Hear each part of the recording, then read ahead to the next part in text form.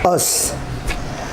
Saya Maria Regina, ex cabang Malang. Pertama-tama saya mengajak Anda sekalian bersama-sama kita mengucapkan Dirgahayu hari ulang tahun ke-54 dari perguruan kita yang tercinta ini, Pembinaan Mental Karate Kyokushinkai. Memang sudah lama kita tidak bertemu dan tidak tahu kapan lagi kita bisa bertemu. Saya masuk perguruan ini tahun 1970. Waktu itu baru berganti nama dari Gonosen ke Pembinaan Mental Karate. Apa sebabnya saya masuk waktu itu? Saya masuk karena terpaksa. Melihat keadaan, waktu itu saya hampir selesai kuliah. Kuliah saya kurang 2-3 tahun lagi, dan karena saya masih sekolah di STKM yang masih swasta, saya harus menunggu ujian negara beberapa bulan lagi, dan waktu kosong itu saya pergunakan untuk pulang ke daerah karena saya bercita-cita Flores kekurangan dokter. Saya harus pulang. Jawa sudah terlalu banyak dokter. Jadi saya pulang ke daerah saya kembali, yaitu ND Flores NTT. Saya pulang untuk melihat medan, bagaimana saya nanti bakalan kerja. Dan dalam beberapa bulan itu saya mencoba bekerja di pedesaan 70 kilo dari ND. Baru saja mulai masuk bekerja di rumah sakit yang terpencil di tengah hutan, belum apa-apa sudah digoda orang, sudah dilecehkan. Jadi saya pikir, wah susah nih menjadi dokter wanita sendirian, celakalah saya. Begitu pulang ke Malang, langsung saya mencari perguruan seni bela diri. Saya bilang dengan teman-teman, saya tidak mau nanti di sana nanti kita harus berkelahi. Saya harus bisa berkelahi. Tapi waktu saya sedikit. Saya cuma tinggal 2-3 tahun. Jadi saya minta perguruan yang benar-benar bisa membuat saya kuat dan berani. Lalu teman-teman mengajak saya ke judo. Saya bilang, saya tidak suka. Baku peluk, baku banting saya tidak suka. Jiu-jitsu kurang keras. Silat, saya tidak pintar menari itu. Akhirnya satu teman saya bilang, kamu mau yang baku pukul sungguhan, full contact? Mau, justru itulah. Saya mau yang keras. Dia bilang, iya tapi kamu babak belur nanti. Tahan sakit. Tahan, kenapa tidak? Pikiran saya dalam hati, saya harus jadi seperti di film silat itu, seperti Ratu Silat Cengpepe. Harus pintar tendang, pintar pukul, pintar lompat sana sini. Begitu lihainya. Akhirnya dibawa ke Pembinaan Mental Karate Kyokushinkai. Waktu mendaftar, saya dikenalkan bahwa ini pelatihnya. Saya lihat, loh, pelatihnya kok begini muda. Kamu sekolah di mana sih? Masih kanak-kanak begini. Pikir karena saya sudah agak berumur waktu itu ya. Sudah hampir jadi dokter. Ya, saya masih sekolah SMA Santo Yusuf. Orangnya halus sekali, senyum-senyum dan kelihatan sabar. Nanti yang jadi pelatih saya, ya. Dalam hati saya pikirkan pelatih saya itu harusnya kekar, kuat dan garang. Tapi ini begitu pemalu, halus. Oke deh. Saya kasih 2 pertanyaan, saya bilang, sebelum saya mendaftar. Kalau sekarang pelatih ditanya dengan perkataan begitu, pertanyaan saya pasti marah. Tapi saya begitu polosnya, saya kasih 2 pertanyaan, tolong dijawab. apakah dalam 2-3 tahun Anda bisa menjamin saya bisa berkelahi, bisa mengalahkan laki-laki besar? Dia juga kelabakan untuk menjawab. Akhirnya, tapi jawabannya cukup bijaksana. Dia mengatakan bahwa, ya, itu terserah kepada usaha Anda sendiri. Apakah Anda cukup berusaha atau tidak?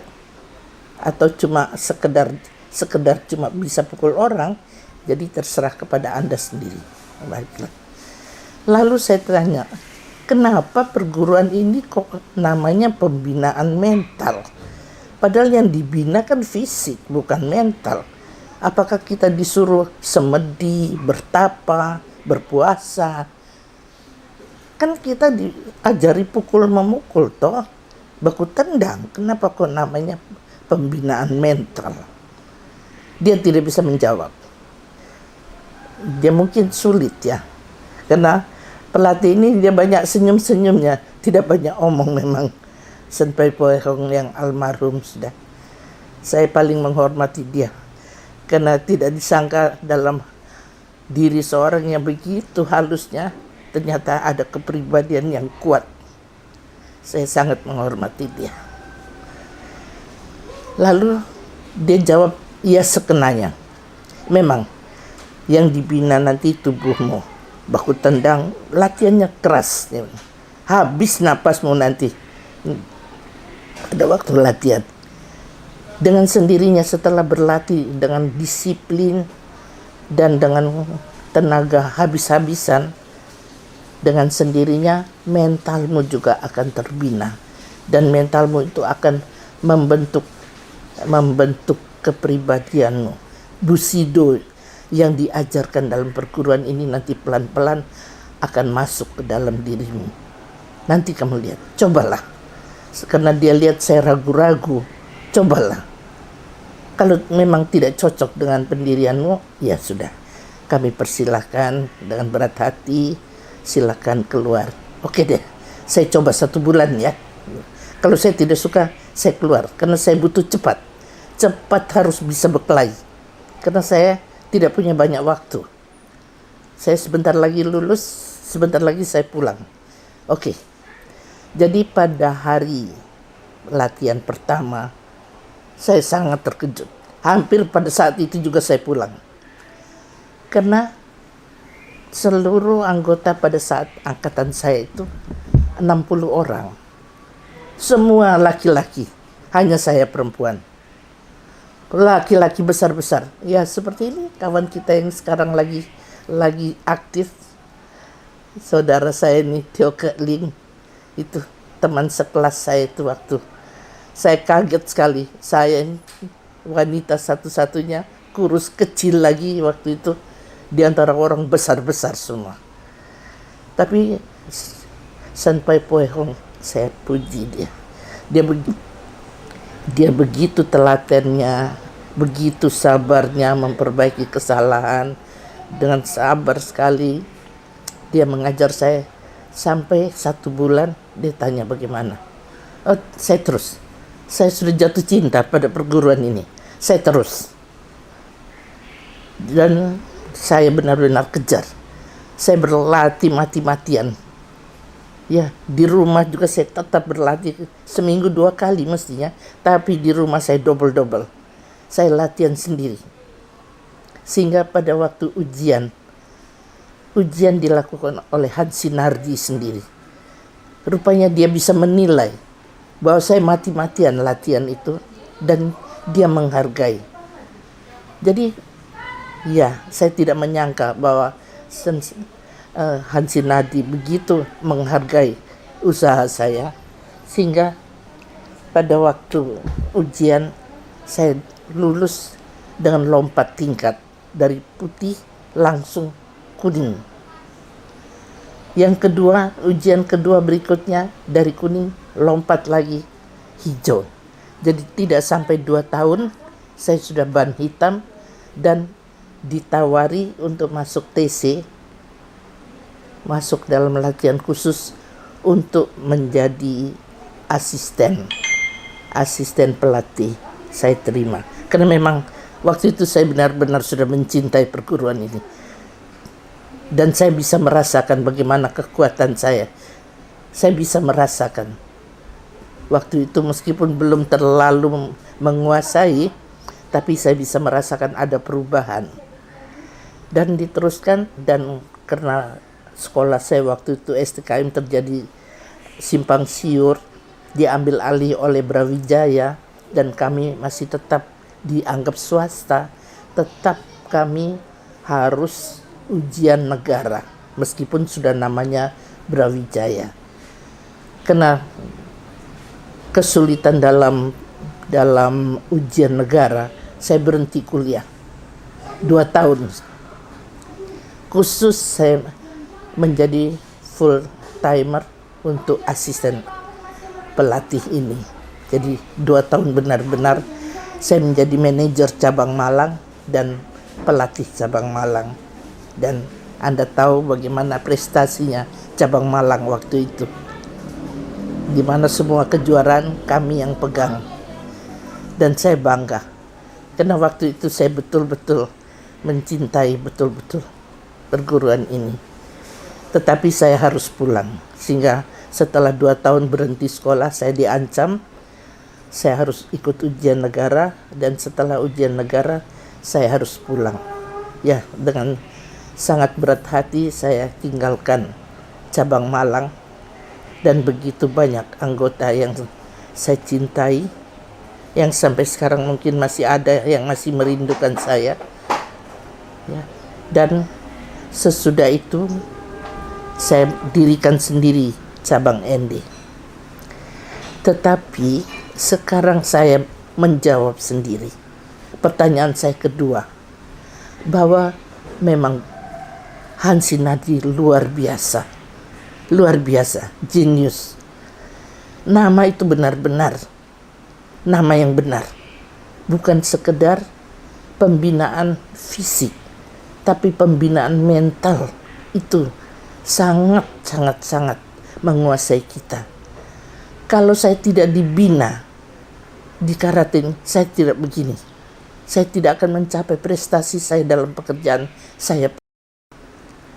Di sini saya bekerja mulai tahun 77. Ya. 7 tahun saya di karate waktu itu.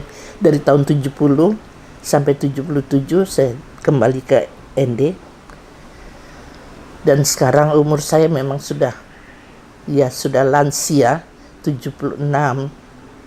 Sehingga mau tidak mau saya kekuatan sudah menurun, dan waktu saya banyak terpakai untuk profesi saya, sehingga saya harus memilih. Saya terpaksa meninggalkan salah satu, tapi bukan berarti saya melupakan. Saya tetap mencintai perguruan ini. Kalau saya tidak dibina di Kyokushinkai, saya bukan dokter yang seperti sekarang. Kenapa? Saya memikirkan, kadang-kadang saya merenung kembali. Saya diajari Seikensu Dansuki, tendangan Maigeri, Mawashigeri. Lalu apa gunanya ya sekarang? Saya tidak pernah pakai itu. Padahal dulu saya pikir saya akan jadi seperti Ratu Silat Cheng Pepe. Pukul sana, tendang sini, guling sana, guling. Ini ternyata tidak. Saya cuma pernah pakai 1 kali Shitasuki, kena diganggu orang, refleks saja, pukul orang itu sampai terguling, dia tidak bisa bernapas. Itu pun refleks. 1 kali seumur hidup saya cuma pakai Shitasuki yang kiri. Yang lain tidak pernah saya pakai. Lalu untuk apa saya dibina itu? Berarti dalam hal ini orang bukan cuma tahu bahwa Dokter Maria Regina itu karateka, awaso. Tidak. Mungkin melihat penampilan saya, bukan penampilan yang garang juga, tetapi melihat, ya saya tidak mengerti bagaimana auranya mungkin berubah dengan itu, karena dengan kedisiplinan, dengan keteguhan dalam sikap membela kebenaran, jadi semua 7 janji karateka itu saya pilah satu persatu, ya sudah saya jalankan. Sehingga saya tidak pernah merasa takut kalau benar menghadapi siapapun. Karena profesi saya sering kali bentrok juga dengan orang-orang, ya, sampai dengan bentrok. Dan saya bertindak baik-baik, sopan, berkata baik-baik, tidak marah-marah, tidak menunjukkan secondnya, tidak memakai apa-apa, cukup saya berbicara saja, dan mereka mentaati, mereka tunduk dan mereka segan. Jadi pembinaan mental akan tampak setelah kita dididik dengan Seiken Sudan Suki, dengan Mawasi Geri semua, sehingga seumur hidup saya tidak pernah pakai. Tetapi nyatanya semua orang segan terhadap, ya mungkin aura ya yang dikatakannya, saya tidak bisa mengatakan itu. Sehingga saya sangat berterima kasih kepada perguruan ini yang telah membentuk kepribadian saya, sehingga saya bisa berhasil, katakan saja bahwa saya berhasil dalam profesi saya sebenarnya. Dan semua orang juga tidak pernah melecehkan saya lagi, tidak pernah berani untuk bertindak yang sembarangan terhadap saya tanpa saya harus marah. Cukup dengan senyum, perkataan halus, perkataan apa adanya, kita bisa berbicara secara baik-baik dan kita bisa bersahabat dengan baik. Jadi sekali lagi kepada semua adik-adik yang tidak pernah mengenal saya, kepada kawan-kawan, marilah kita bersatu, berjalan bersama terus, memajukan perguruan ini. Jangan sampai perguruan ini goyah. Mari kita bersatu, jangan terpecah-pecah.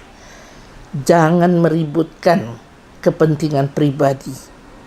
Jangan. Sayalah saksinya. Karena bisa dikatakan umur saya hampir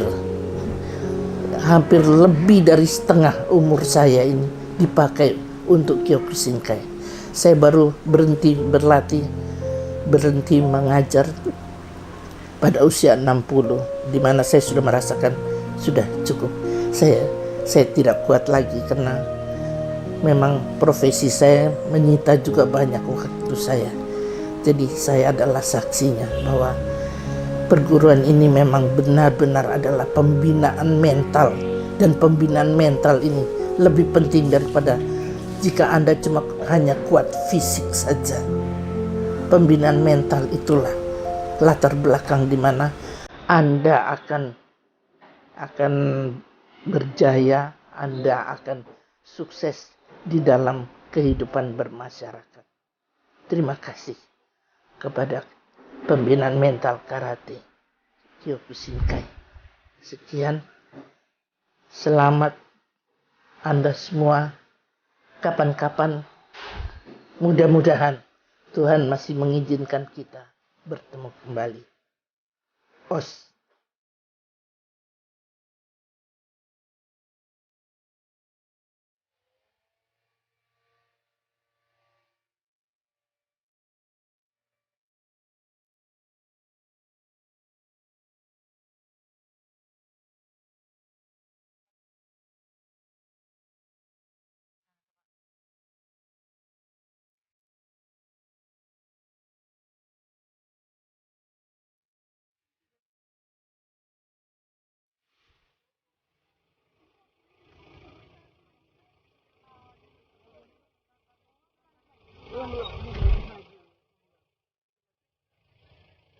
Sudah maju yang belum?